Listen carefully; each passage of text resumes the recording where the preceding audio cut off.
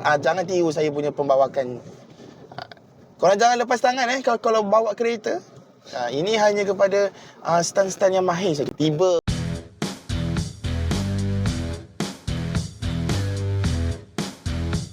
Okey, kalau korang nak tahu, Ranger Wildtrak ni kita ada 210 PS dan 500 Nm torque. So kalau korang bawa dekat atas highway, memang korang akan experience laju lah. Maksudnya kalau korang bawa laju, korang tak akan rasa apa-apa pun.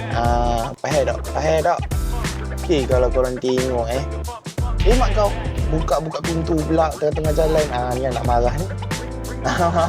Okey.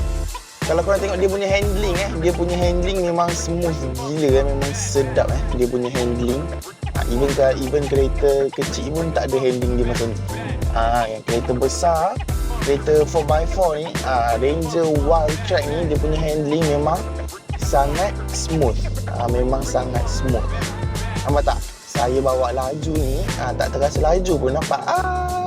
Jangan tiru saya punya pembawakan ni.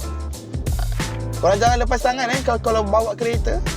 Ini hanya kepada stan-stan yang mahir saja. Tiba. Kalau korang tengok kita ada 6 drive mode. Yang pertama normal. Yang kedua kita ada eco. Yang ketiga kita ada tow atau haul. Yang keempat kita ada untuk slippery.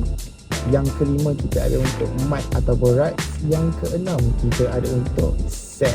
Okey, dia punya turning radius kalau korang pusing habis nanti saya tunjuk. Kalau korang pusing habis dia memang boleh terus U-turn je.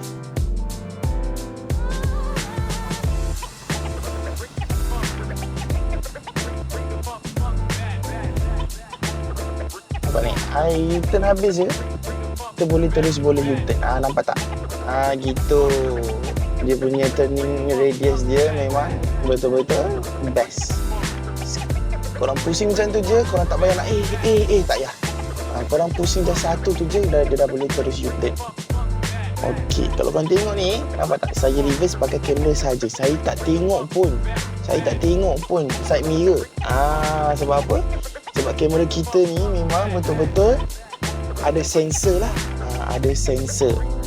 Nampak tak? Dia punya putih, lah merah, lah hitam tu. Dia ada sensor dan juga ada 360.